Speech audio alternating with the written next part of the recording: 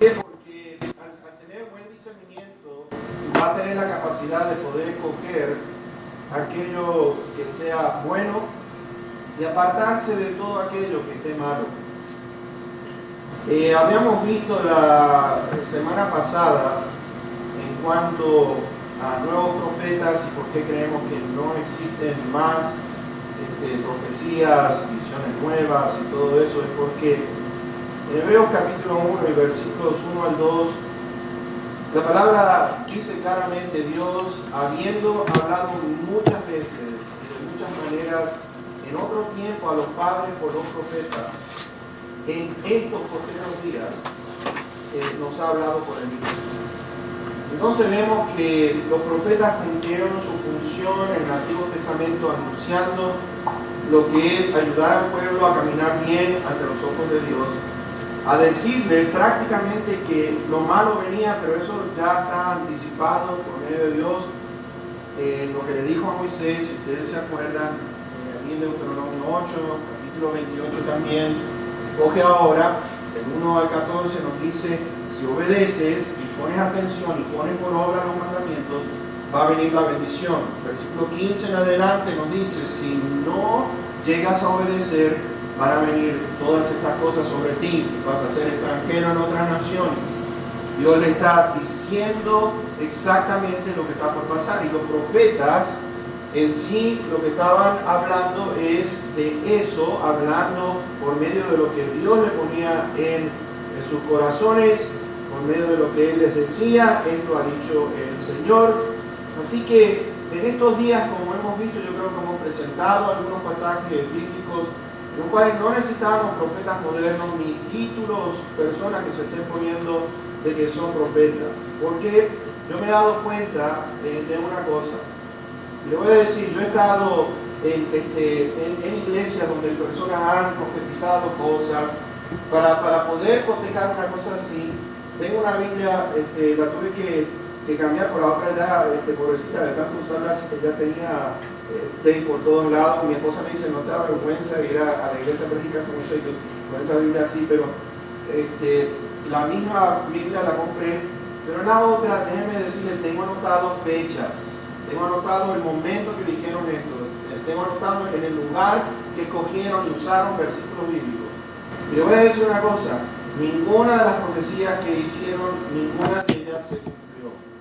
Y entonces, cuando empezamos a mirar mes tras mes, y todo el mundo está enloquecido con este asunto, falsas predicciones, adivinaciones, la mayoría se basa en adivinaciones, y es crítico en estos tiempos en que nosotros vivimos de estar alertas y pendientes a todas estas cosas. ¿Por qué? El Nuevo Testamento nos advierte vez tras vez, de una manera u otra, en cada una de sus cartas en el Nuevo Testamento: tengan cuidado con esto. Es algo en el cual Pablo está hablando de tiempos peligrosos, está hablando de tiempos difíciles. La palabra tiempos, dicho sea de paso, esa palabra kairos en el griego, lo que quiere decir, no está hablando de un tiempo, vamos a decir, por medio del reloj, sino que está hablando, esa palabra quiere decir temporada. Gracias, está hablando de temporada, está hablando de épocas, está hablando de estaciones en las cuales van a haber engaño, va a haber decepción. Las características de estas personas es algo bien alarmante, es algo que nunca, dice la palabra de Dios allí, Pablo diciéndole a Timoteo, que nunca pueden llegar al conocimiento de la verdad. Y es algo que tenemos que mirar. Vuelvo a repetir lo que Jesucristo dice, porque Jesús está hablando que dijo en una ocasión en cual no pueden escuchar mi palabra, no la quieren entender. Y entonces, cuando miramos eso, el Señor ahí mismo también dice que el padre de mentiras es el diablo. Y fíjense que el Señor les está diciendo a aquellos: los deseos de su padre, del padre de ustedes no quieren hacer los deseos de Dios. El padre, ustedes quieren hacer los deseos de su padre. Y los deseos de su padre, el diablo, está basado en mentiras. Las mentiras nos llevan al error, el error nos va a llevar a destrucción. ¿Por qué? Porque vamos por mal camino, vamos por sendas que Dios realmente no quiere que nosotros pasemos allí. El Señor dice, no hay verdad en Él, no hay verdad en ustedes tampoco. Pablo le dice a Timoteo, preséntate como obrero aprobado, que usa bien la palabra de verdad. Los hijos de Dios están llamados a usar la palabra de Dios de una manera correcta, de una manera que sea verdadera. ¿Por qué? Porque nos dice que los malos hombres van a estar engañando y van a ir de mal en peor. No representan la verdad, son impostores y se encargan de promocionar el error. Y entonces tenemos que tener un cuidado muy grande, muy grande. ¿Por qué? Porque va a ir escalando a medida que el Señor Jesucristo, cuando regrese a la tierra, nos dice a nosotros, va a haber tanto engaño que ya la gente, déjenme decirle, ya está aceptando todo el error, y cuando uno lo confronta, déjenme decirle, le caen encima a uno como diciendo que incrédulo, no crees, esto lo otro, y vamos a mirar cuáles son los peligros y vamos a ver qué es lo que debemos de hacer. Así que, Primera de Reyes, capítulo 3 y versículo número 9, nos dice esto. Acuérdense, está Salomón, está por ya agarrar el reinado. David muere y entonces aparece Salomón en escena, el hijo de David. Y entonces el Señor le hace una pregunta que, déjenme decirle, yo no sé cuántos de nosotros contestemos de esta manera como contestó, porque el Señor le dice, Salomón, pídeme lo que quieras, que te lo daré. Y vean lo que Salomón pidió. Da pues a tu siervo corazón entendido para juzgar a tu pueblo y para discernir entre lo bueno y lo malo, porque ¿quién podrá gobernar tu pueblo tan grande? Y vean que empieza allí diciendo, dale a tu siervo un corazón entendido. Una de las cosas que Dios quiere que cada uno de nosotros tengamos es tener un corazón entendido. Un corazón que sepa discernir entre lo que es bueno y lo que es lo malo. El entendimiento está hablando de tener conocimientos profundos, de profundizar en conocimiento de la palabra de Dios, de poder diferenciar entre aquello que es bueno y poder distinguir entre lo bueno y lo malo. Ahora, ¿cómo podemos nosotros tener un corazón entendido? Así que vayan conmigo a Nehemías capítulo número 8. Nehemías capítulo número 8. Y yo quiero aquí que ustedes, si están tomando apuntes, sea bueno que tomen, estudien después en sus casas, porque esto va a ser de mucha ayuda. Nos dice allí en el versículo número 5 lo siguiente: cómo debemos de tratar la palabra de Dios, cómo podemos tener un corazón entendido. Entonces dice allí, versículo 5, abrió pues Esdras el libro a ojos de todo el pueblo, porque estaba más alto que todo el pueblo. Y cuando lo abrió, preste atención cuál es la actitud nuestra. Cuando lo abrió, todo el pueblo estuvo atento. Estuvo atento. Para poder tener un corazón entendido, tenemos que prestar atención a lo que Dios está diciendo. ¿Por qué? Porque si no estamos atentos, estamos pensando en otra cosa. Dios quiere que toda nuestra atención, cuando Dios está hablando, miremos lo que Él dice en su palabra. En el versículo número 8 de ese mismo capítulo, dice que leían en el libro de la ley de Dios claramente. Y ponían, vean esto, ponían el sentido de modo que entendiesen la lectura. Es decir, no solamente estamos mirando de estar atentos, pero el estar atento también por igual quiere decir poner todos nuestros sentidos.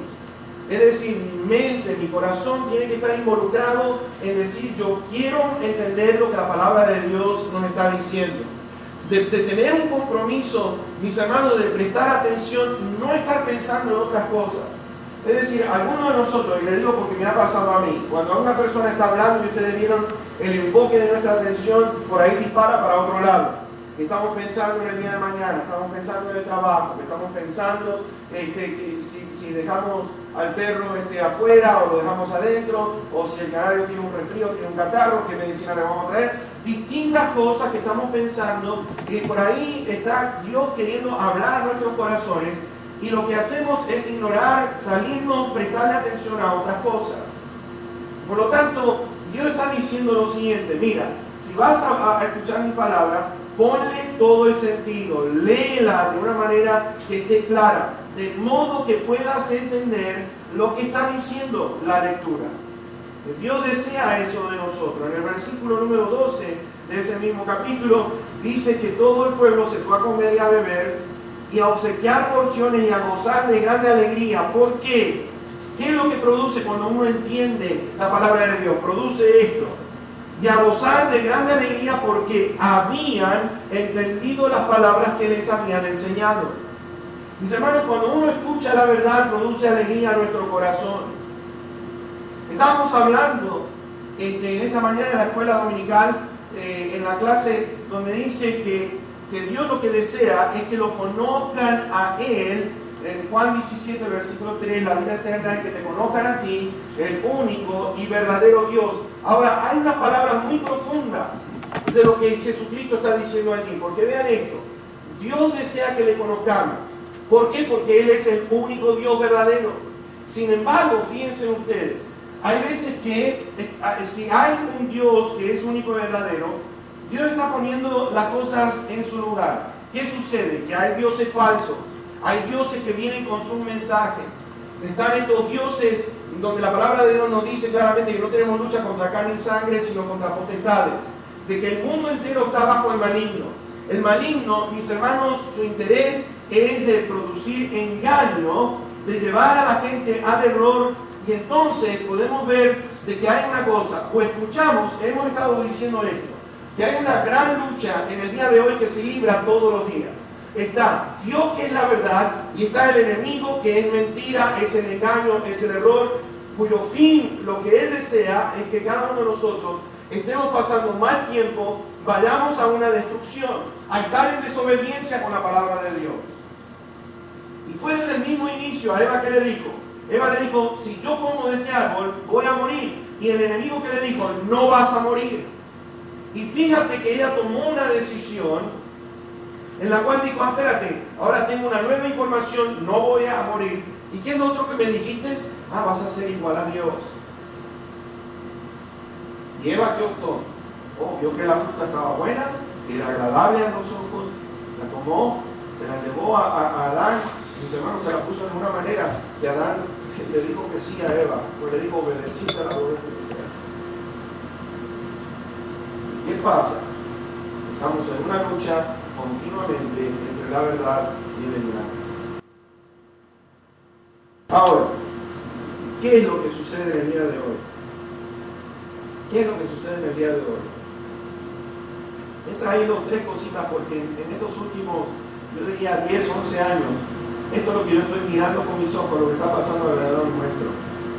¿Y qué es? Le voy a dar algunas palabras que por ahí ustedes no entiendan lo que quiere decir, pero le voy a dar la explicación. En estos momentos, desde hace años, y ya se viene, déjenme decirle, la nueva era. Al hablar de la nueva era, al hablar de la nueva religión, esta nueva religión acepta todas las religiones del mundo. Hace años que están teniendo convenciones. Les voy a decir una cosa. Se han reunido aquí en Estados Unidos no sé cuántas veces. La nueva era, todas las religiones están bien, no hay que haber diferencia entre nosotros. De lo que hablamos, eso es decir, lo que es el ecumenismo. Ecumenismo simplemente quiere decir la unión de todas las iglesias, todas son buenas. Y eso es un gran error. Es un gran error. Y no solamente eso, empezamos a tener en el día de hoy lo que es el pragmatismo.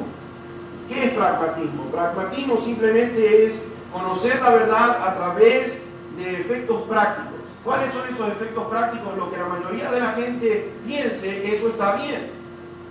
Entonces, hay iglesias que están a merced de qué es lo que hace sentir bien a la mayoría de la gente. Eso hagamos. Y cuando una iglesia se convierte en lo que es una iglesia pragmática, de decir de que lo que nosotros nos haga sentir bien, eso está correcto, eso está incorrecto ante los ojos de Dios, porque ¿qué es lo que Dios dice en su palabra? El otro peligro que yo noto es lo que es el sincretismo. El sincretismo simplemente quiere decir esto: aunque tengas otras enseñanzas, aunque estén mal, aunque esas enseñanzas estén mal, no hay problema. Y vamos entonces a decir, bueno, si tú estás en este error y tú enseñas lo otro, no hay ningún problema.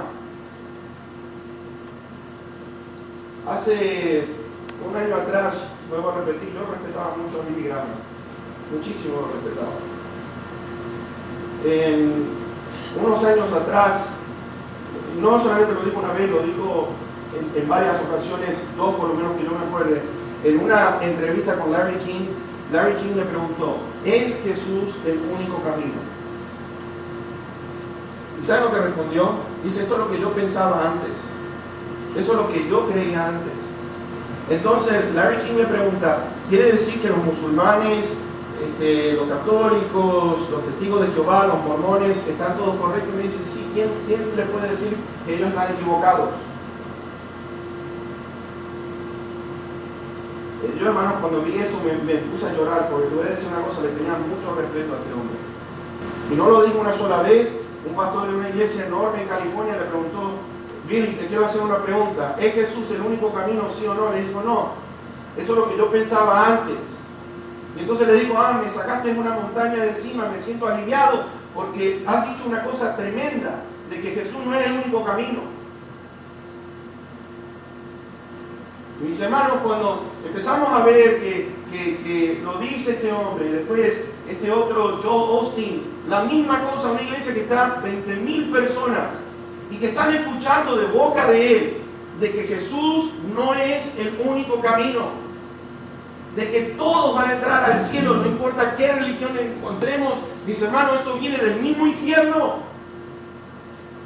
Y hay veces que nosotros ponemos atención a todo esto, empezamos a respetar más lo que dicen esta gente, y tenemos que tener un cuidado tremendo, porque estos son los peligros que estamos nosotros teniendo en los días de hoy, y estamos aceptándolo sin rechazar, sin cotejar lo que la palabra de Dios está diciendo.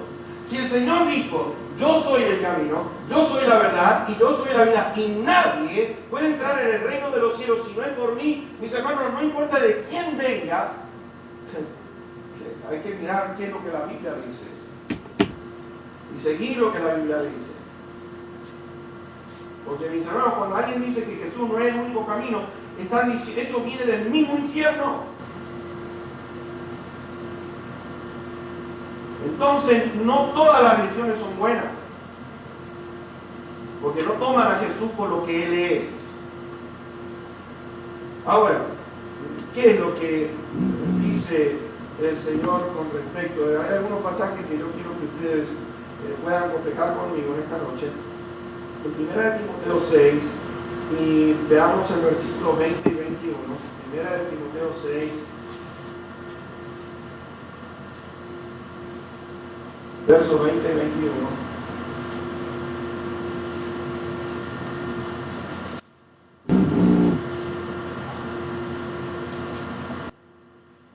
La última parte de esta carta, Pablo le dice, oh Timoteo, guarda lo que se te ha encomendado, evitando las profanas pláticas sobre cosas vanas y los argumentos de la falsamente llamada ciencia, la cual, profesando algunos, se desviaron de la fe. La gracia sea contigo. Amén.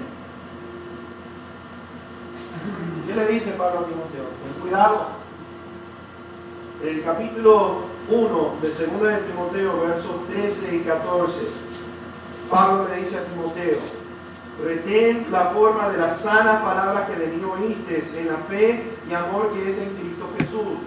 Guarda el buen depósito por el Espíritu Santo que mora en nosotros. Así que le está diciendo, retén las sanas palabras que de mí oíste. Ten cuidado con lo que digan otras personas. 2 Timoteo 1, versos 13 y 14. Después Pablo le dice a la iglesia en Filipos, le quiero leer a ustedes lo que dice allí, en el primer capítulo, versículos 9 al 11. Le dice, y esto pido en oración, que el amor de ustedes abunde aún más, y más en ciencia y en todo conocimiento, para que aprueben lo mejor, a fin de que sean sinceros e irreprensibles para el día de Cristo, llenos de frutos de justicia, que son por medio de Jesucristo para gloria y alabanza de Dios. Pablo está diciendo, yo estoy pidiendo en oración esto. ¿Qué cosa? De que abunde más en conocimiento, que la iglesia abunde en conocimiento, que la iglesia abunde en escudriñar la palabra de Dios y sacar lo que es la verdad de Dios a través de lo que está escrito en ella. Después Pablo le escribe a la iglesia en Colosas, en el capítulo 3 y versículos 16 y 17. Él le dice a los colosenses, le dice, la palabra de Cristo mora en abundancia en ustedes, enseñándose y exhortándose unos a otros en toda sabiduría, cantando con gracia en sus corazones al Señor con salmos e himnos y cánticos espirituales. Y todo lo que hagan, sea de palabra o de hecho, háganlo todo en el nombre del Señor Jesús, dando gracias a Dios Padre por medio de Él.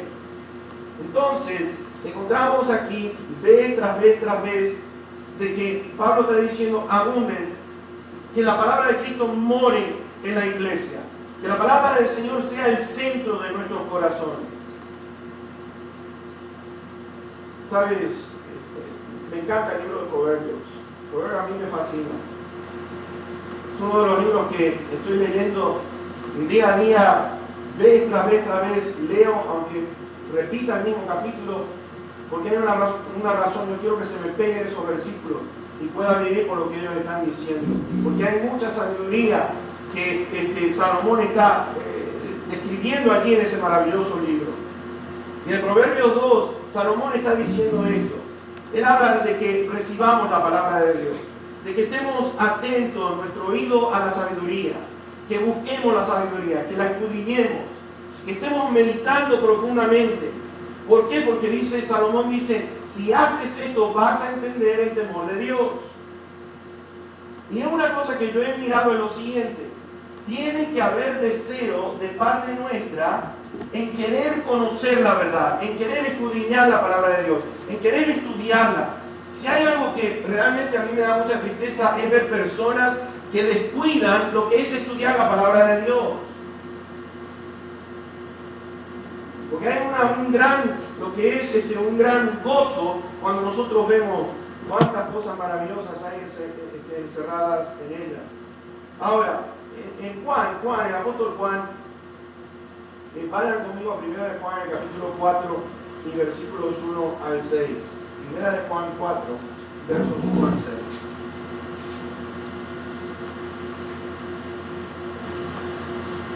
Aquí claramente está hablando de tener discernimiento. Porque dice en versículo 1 al 6, amados, no crean a todo espíritu, sino prueben los espíritus si son de Dios. Porque muchos falsos profetas han salido por el mundo. En esto, conozcan el Espíritu de Dios.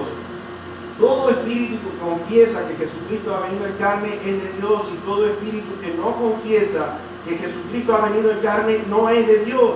Y este es el espíritu del anticristo, el cual ustedes han oído que viene y que ahora ya está en el mundo. Hijitos, ustedes son hijos de Dios. Ustedes son de Dios, perdón. Y los han vencido, porque mayor es el que está en ustedes que el que está en el mundo. Ellos son del mundo, por eso hablan del mundo y el mundo los oye. Nosotros somos de Dios. El que conoce a Dios nos oye. El que no es de Dios no nos oye. En esto conocemos el espíritu de verdad y el espíritu de error. Ahora, ¿qué dice Juan? El versículo 2 nos dice: conozcan el espíritu de Dios, conozcan lo que viene de Dios. El versículo 6 nos dice: conoce a Dios, conoces el espíritu de verdad. Dios quiere que conozcamos eso. Dios quiere que conozcamos eso. Mis hermanos, ¿sabes? Te voy a decir una cosa: cuando uno conoce a Dios verdaderamente, uno actúa basado en el conocimiento que uno tenga. Vuelvo a repetir, esta es la vida eterna, que te conozcan a ti, el único verdadero Dios. Pero te voy a decir una cosa: fíjate cuántos de nosotros decimos conocer a Dios, pero sin embargo actuamos ajenos al conocimiento que tenemos de decir que conocemos a Dios. ¿Por qué? Por lo siguiente: si está el espíritu de verdad y está el espíritu de error, ¿Cuántas veces, si conocemos a Dios, que nos dice a nosotros lo siguiente, y presta atención a esto? Estábamos hablando de un tema muy interesante en la clase, en el día de hoy. Escuchen esto, ¿es pecado dudar de Dios, sí o no?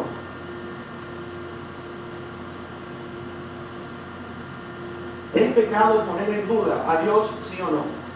Y te voy a decir por qué es pecado.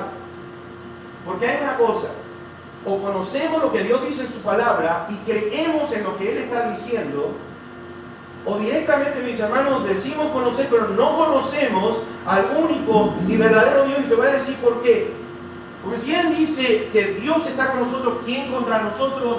Entonces déjame hacerte una pregunta. ¿Quién es más poderoso? ¿El único verdadero Dios o Satanás y todas las legiones de ángeles que Él pueda tener? Pues entonces, si Dios es, entonces, ¿miedo a qué podemos tenerle al enemigo? Si nos dice la palabra de Dios que somos más que vencedores, si nos está diciendo de que todo es posible ante los ojos de Dios, ¿por qué ponemos en duda la capacidad de Dios en lo que Dios puede hacer en nuestra vida? Porque conocer al único y verdadero Dios, mis hermanos, si Dios dice de que Él está con nosotros, de que el Espíritu Santo está con nosotros, de que Él es nuestro guía y que nos va a guiar a la verdad, ¿por qué ponemos en duda lo que Dios ha dicho? Porque eso viene del mismo diablo. Y el diablo le puso dudas a Eva y le dijo, no vas a morir, Eva, vas a vivir y vas a ser igual a Dios.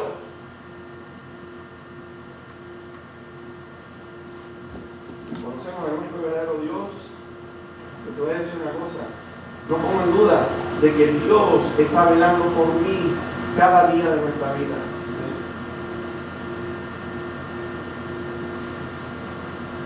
Te voy a decir una cosa. El enemigo, te voy a decir, él va a querer empezar a querer derribar tu fe. Su propósito es tirar dardos de fuego. ¿Sabes para qué? Para herir tu fe. Para lastimar tu fe. Pero cuando el creyente levanta el escudo de la fe, dice que puede apagar todos los dardos del enemigo. Y mis hermanos nos dice que tenemos una lucha. Y esa lucha, mis hermanos, la libramos día a día. Pero ¿cómo la libramos? ¿Con la verdad o con el error? Porque cuando estoy basado en la verdad, yo sé que Dios me cuida. Yo sé que Dios está conmigo. Yo sé que Dios, si permite algo, yo no dudo de su amor. Ni estoy ahí rezongando diciendo, Dios no me quiere y por eso estoy pasando por esto. No, al contrario. Alabo al Señor, porque el Señor pasó por pruebas en esta tierra. Y mis hermanos, el Señor dijo, si a mí me han hecho todo esto, ¿qué piensen que a ustedes no les va a pasar? Y mis hermanos, basado en la verdad, les puedo decir una cosa. Va a venir cuanto más me quiero acercar a Dios. Te voy a decir algo que te va a animar. ¿Sabes cuál es el ánimo que te voy a dar? Es lo siguiente. Cuanto más te acerca a Dios, más difícil se van a poner las cosas. Ahora, ¿cuántos van a decir, aleluya, gloria a Dios, que eso sea así? No, no vas a decir, ¿cómo voy a decir amén a eso, hermano? ¿Qué te pasa? Cuanto más te acercas a Dios, más difícil se te va a hacer. ¿Por qué? Porque el enemigo quiere evitar que tú alcances lo que es conocer verdaderamente al Dios. Él va a hacer una lucha increíble para bajar tu fe, para desanimarte y para que seas un derrotado cuando no lo eres. Y yo confronto la mentira con la verdad. Y te voy a decir una cosa, cuando el diablo viene con mentira, Dios nos dice, resiste al diablo. ¿Cómo le resisto? Con la verdad. Escrito está, escrito está, escrito está, diablo desgraciado. Sí, no, porque hay algunos que el diablo viene y le empieza a decir, sí tienes razón. No, ¿qué razón? Es un padre de mentiras. Pero ¿cuánto creemos las mentiras? Estoy basado en la verdad, mis hermanos. Prueba si el espíritu es de Dios o si hay espíritu de error. Conozcan al Dios verdadero. Cuando yo conozco al Dios verdadero, mis hermanos, yo sé que Él está conmigo. Van a haber batallas que todos los días voy a librar. Eso quiere decir, mis hermanos, ¿saben qué? Cuando la batalla se hace más fuerte es porque Dios tiene mayor interés en la vida espiritual tuya. Está queriendo que tu fe sea más fuerte de lo que era antes. Yo te voy a decir una cosa, a mí no me gusta que las cosas me vengan fácil. Yo quiero trabajar, yo quiero sudar, yo quiero poner todo mi empeño para lograr las cosas. Cuando se nos hace fácil, eso yo no le encuentro sabor a las cosas. A mí me gusta la lucha, te voy a decir por qué. Porque la lucha comienza a demostrar verdaderamente cuál es tu carácter, cuál es el verdadero sentido de lo que es ser creyente. Pues si el Señor me dice que yo voy a tener lucha y que la lucha no es contra carne ni sangre, sino contra potestades, mis hermanos, prepárate para esa lucha, ocúpate como buen soldado para la batalla. No podemos estar durmiéndonos cuando sabemos que el enemigo anda como león rugiente buscando a quien devorar.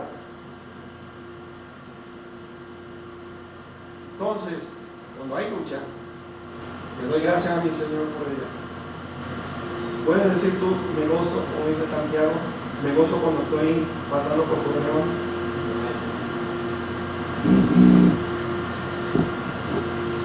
Pero hay que conocer a Dios, nuestro verdadero Dios, para poder decir esto, porque no es que nosotros seamos locos, a mí no me dicen ustedes los cristianos, qué chiflados que son. No, pero qué bueno, porque Pablo le dice a la iglesia en Corinto que somos locos, el mundo nos tiene por locos.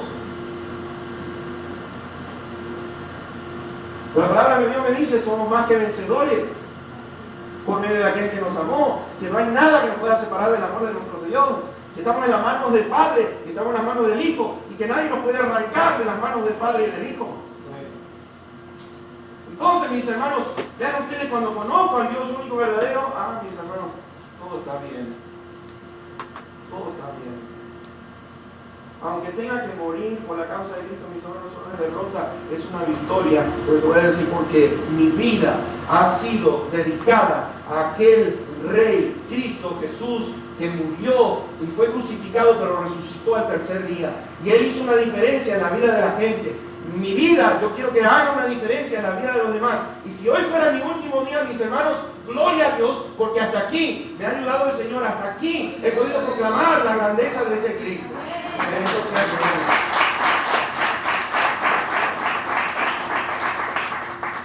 Mis hermanos, constantemente están las advertencias, tener cuidado con malas enseñanzas. Ha sido la estrategia del enemigo desde el principio del mundo. Pablo habla de que el Dios de este siglo cegó el entendimiento de los incrédulos. Más adelante él dice en la misma carta lo siguiente: las armas de nuestra milicia no son carnales, sino poderosas. Ahora, presta atención a lo que está diciendo este versículo realmente. Dice que nuestras armas no son carnales, sino poderosas en Dios para la destrucción de fortalezas. ¿Y cuáles son esas fortalezas? Derribando argumentos y toda altivez que se levanta contra el conocimiento de Dios y llevando cautivo todo pensamiento a la obediencia a Cristo Jesús. A la obediencia de Cristo. La batalla por la mente es algo increíble. Los malos maestros se valen. ¿Sabes qué? Una cosa que yo me he dado cuenta es lo siguiente. Cuando uno resiste a estos malos maestros, y yo no sé si te ha pasado a ti, pero te amenazan, estás yendo en contra del profeta de Dios. Hay algo como uno ahí, un compatriota mío que me ha llenado de bendiciones, Adrián Amado. Pero ¿sabes qué? Es que uno cuando lo confronta con la verdad, este hombre, y te voy a decir una cosa, tengo cartas, correos electrónicos que me respaldan lo que yo te estoy diciendo. Y algún día, si quieres, te lo voy a mostrar, todas las pestilencias que me ha echado este hombre por querer confrontarlo con la verdad. Porque me ha dicho, mira, ¿sabes qué? Vamos a tener una campaña de sanidad, de milagros y todo eso ahí en Las Vegas. Y me he dado cuenta que tú eres uno de los pocos que no te han anotado con nosotros pastores. Me dice, ¿sabes quién te está hablando? Le digo, no. Y me dice, soy el profeta Adrián Amado. Le digo, bueno. Que bueno, profeta eres tú. Sí, profeta, soy el profeta de Adrián Amado. Entonces, yo digo, ¿a qué vienes acá a la ciudad de Las Vegas? Va a haber una campaña de sanidad y milagros. Oh, mira qué bueno. Pero vamos a hacer una cosa, hermanito. Vamos a hacer una cosa. Yo te quiero invitar a un hospital que yo escoja. Y vamos a ir a orar por los enfermos. Aquí te respalda el poder de Dios. Sí, claro. Y tú eres profeta que vas a hablar y lo que hablas entonces viene de Dios, por supuesto, hermano. Le digo, ok, vamos a ir al hospital y vas a orar y vamos a ir a sanar los enfermos. Si tú logras eso, yo voy a ser tu mano derecha en esa campaña que tú vengas a hacer. ¿Y saben qué se escucha del otro lado? Que el Señor te reprenda, endemoniado. Y yo dije, ¿perdón? Me dice, se nota que estás lleno de celos y envidia. Le digo, no, espérate tantito, le digo, espérate. Eres profeta de Dios, prodúcame. Hay sanidades por donde tú estás, ¿no es cierto? Pues vamos al hospital. O sea, ¿por qué le tienes miedo? No, estás lleno de demonios, y me colgó. Y dije, entonces, ¿sabes qué? Voy a decir una cosa. Solamente los que quieren ser engañados, escúchame. Porque cuando tú lo confrontas con la verdad, te van a decir, ¿sabes qué? Yo me he dado cuenta que vez tras vez tras vez, cuando tú lo confrontas con la verdad, te amenazan con todo. Esto lo vi yo con mis ojos. Benny Hinn le dijo a un pastor de California lo siguiente: quisiera tener la ametralladora del Espíritu Santo y volarte los cerebros. Yo dije, wow, qué amor de Cristo por querer confrontarlo con la verdad. La ametralladora del Espíritu Santo para volarte el cerebro. Blow your brains out, le digo.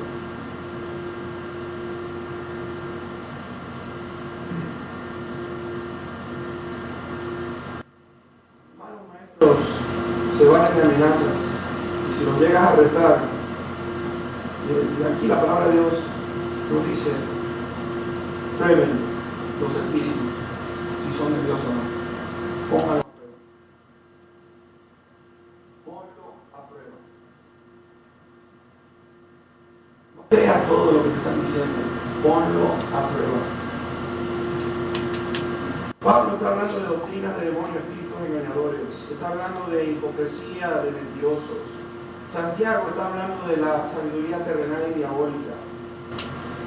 Todo lo que rechaza a Cristo como único medio de salvación está basado en el espíritu del error.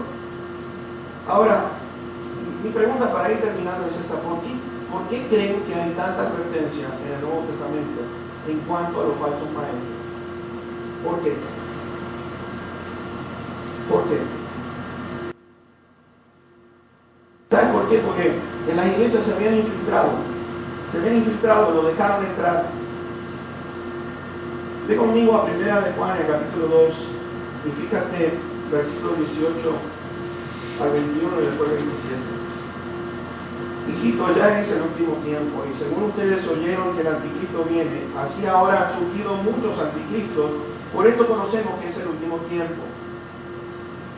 Salieron de nosotros, pero no eran de nosotros, porque si hubiesen sido de nosotros habrían permanecido con nosotros, pero salieron para que se manifestase que no todos son de nosotros. Pero ustedes tienen la unción del Santo y conocen todas las cosas. No les he escrito como si ignorasen la verdad, sino porque la conocen y porque ninguna mentira procede de la verdad. Ahora, versículo 27. Pero la unción que ustedes recibieron de Él permanece en ustedes y no tienen necesidad de que nadie les enseñe, así como la unción misma les enseña todas las cosas y es verdadera y no es mentira, según ella les ha enseñado, permanezcan en Él. Está hablando del Espíritu Santo. Está hablando del Espíritu que dice allí que viene a aquellos que son anticristos. Hay una cosa que yo he aprendido de lo siguiente. ¿No te has preguntado alguna vez por qué esto me lo han dicho a mí en alguna ocasión? Hermano, ¿qué pasó con fulanito de tal o fulanita de tal que estaba en la iglesia y ahora ya no están más?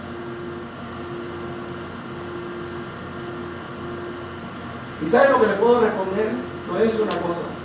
Si una persona deja de seguir al Señor y seguir la verdad, hay algo que me indica a mí aquí lo siguiente. ¿Cuál mal grano? Salieron de nosotros, verso 19, pero no eran de nosotros, porque si hubiesen sido de nosotros, habrían permanecido con nosotros. Pero salieron para que se manifestase que no todos son de nosotros. Pablo le dice a la iglesia aquí en Éfeso: no sean niños fluctuantes para ser llevados por cualquier tipo de doctrina. El autor a los hebreos está diciendo esto, en el capítulo 5, dice, se han hecho tardos para oír. Tienen necesidad de que se les vuelva a enseñar lo mismo del principio. El alimento sólido es para los que han alcanzado madurez. ¿Y sabes qué? Fíjense en lo que dice el autor a los hebreos allí en el capítulo 5 de Hebreos. Dice, los que han alcanzado madurez tienen los sentidos ejercitados en el discernimiento del bien y del mal. ¿Por qué? Porque ponen a prueba lo que se está diciendo. Cotejan si es de Dios el mensaje o no. ¿Por qué? ¿Por qué razón? Porque hay muchos falsos profetas, hay muchos falsos maestros. No te dejes llevar por cualquier viento de enseñanza que hay en el mundo en este momento. Yo quiero cerrar con esto. Mira, yo quiero que prestes atención a lo que voy a decir, para cerrar este mensaje. Yo quiero que por favor prestes atención a lo que voy a decir en el cierre de este mensaje. ¿Sabes? Algo que me llamó la atención en cuanto al ministerio de Jesús es este. Jesucristo estaba predicando. Cuando empieza a predicar, su primera predicación, lo quisieron matar. Lo querían tirar. La primera, esta profecía de Isaías se ha cumplido entre ustedes. Primer mensaje. Un pueblo que estaba esperando la venida del Mesías, el Cristo. Y lo quisieron matar cuando llegó el momento de decirles que está entre ustedes. El Señor Jesús, donde quiera que iba, las multitudes lo seguían por todos lados. No lo dejaban caminar, mis hermanos. Era una cosa que era agobiante. Ustedes saben lo que es tener multitud de gente y uno estar caminando rodeado de gente que no te deja caminar. Esa era la vida de Cristo. Nos dice la palabra del Señor que los apóstoles habían ocasiones que no tenían tiempo siquiera para comer de tanta gente que el Señor ministraba día por día. Multitudes lo seguían. Multitudes estaban siguiendo, pero te voy a decir una cosa. Juan, en el capítulo 2 nos dice que Jesús no se fiaba de ellos, por lo que los conocía todos. Él les había dicho: ustedes me siguen no por las señales, sino porque han recibido alimento, porque han sido sanados algunos de ustedes, pero no lo seguían por el mensaje que él estaba teniendo. ¿Saben lo que dice Juan 6? Que cuando Cristo empezó a hablar a esa multitud, y te quiero decir una cosa, dice que eran 5,000 hombres, sin contar las mujeres y los niños, lo cual quiere decir que habían entre 15,000 y 25,000 personas. Cuando Jesús les empezó a hablar la verdad, ¿saben lo que dice Juan 6? Muchos de sus discípulos ya no lo seguían más. Ya no seguían más con él. Y el Señor confronta a sus apóstoles y les dice: ¿ustedes también se quieren ir? Y ahí es donde Pedro dice: ¿a quién vamos a ir? Si tú tienes palabras de vida eterna. Pero muchos dejaron de seguirlo. Dice, hermano, ¿sabes qué? Nos dice en 1 Corintios, fíjense, multitudes lo seguían, ¿no es cierto? Pero ¿saben cuántos discípulos se aparecieron en Galilea tal cual como Cristo había dicho: espérenme allí, y allí voy a estar yo cuando yo resucite? Yo voy a Galilea. Mis hermanos, dice la palabra del Señor que solamente 500 verdaderos discípulos aparecieron a esa reunión. 500 discípulos. ¿Qué pasó con las multitudes que lo seguían?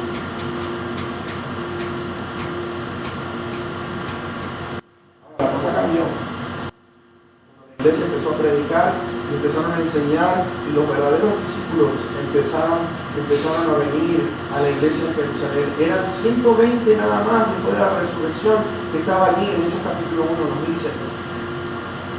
120. ¿Sabes lo que me dice esto? ¿Sabes lo que me está diciendo a mí esto? Cuando el Señor confrontó a aquella multitud con la verdad, la gente optó más bien por el seguir el error que los fariseos durante tantos años le habían enseñado a ese pueblo. ¿Por qué? Porque le tuvieron más miedo a este grupo. Tenían miedo que los echaran de la sinagoga. Tenían miedo que si algunos seguían a Cristo, los iban a matar. Desde entonces, allí ustedes ven en Juan 5 que sana aquel hombre que está en aquella piscina de Betesda. Y entonces buscaban cómo matarle porque lo había hecho en el día de reposo.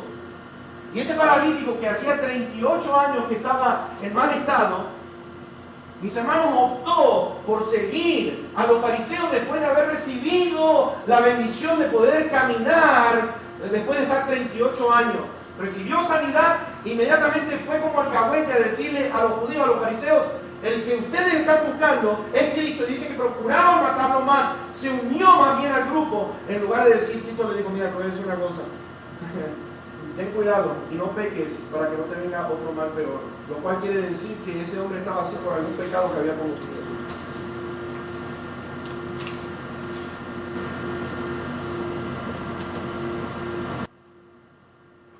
¿Sabes? Te voy a decir algo. No muchos quieren escuchar la verdad. Con Cristo Jesús no fueron muchos los que lo siguieron.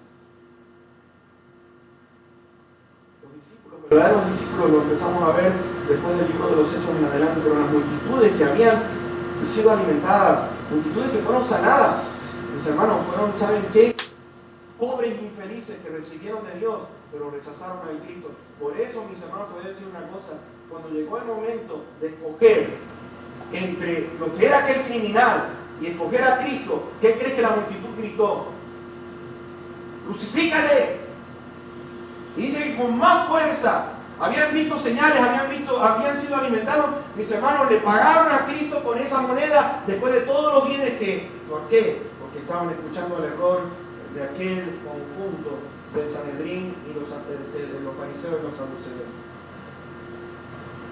Y sufrieron consecuencias. Sufrieron las consecuencias. Mis hermanos, la iglesia necesita estar parada en la verdad. Porque el verdadero crecimiento no está basado en lo que es número, sino en lo que es el nivel espiritual de cada creyente, que sabe discernir entre lo bueno y sabe discernir entre aquello que es malo, que no viene de Dios. ¿En qué categoría caemos nosotros? ¿En qué categoría? Y es por eso, yo voy a terminar con esto. Por eso es que, te voy a decir una cosa: yo no tomo este libro a la ligera. Este libro no se puede tomar a la ligera. Quizás no seamos los más populares, pero una cosa sí sé: yo prefiero tener una iglesia de 50 personas que aman esta palabra, la cuidan, la protegen, de tener 10.000 que están metidos en el error y en el engaño y que están allí haciendo desobedientes a lo que Dios está diciendo en su palabra. ¿Qué es lo que tú quieres? Pues si estamos en la verdad, lee, estudia, coteja y pon a prueba los espíritus, si viene de Dios o no. No todo lo que brilla es oro, sino que veamos en sí.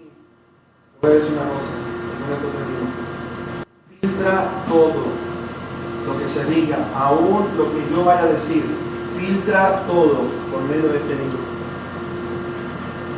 Filtra todo por lo que dice este libro. Porque es de la única manera que vas a poder decir: ¿está en la verdad o está en el error? ¿En qué posición quieres estar? ¿Qué prefieres más? Pues si es así, mis hermanos, entonces demos gracias a Dios. Nos preocupamos por el bienestar y la madurez espiritual de la iglesia.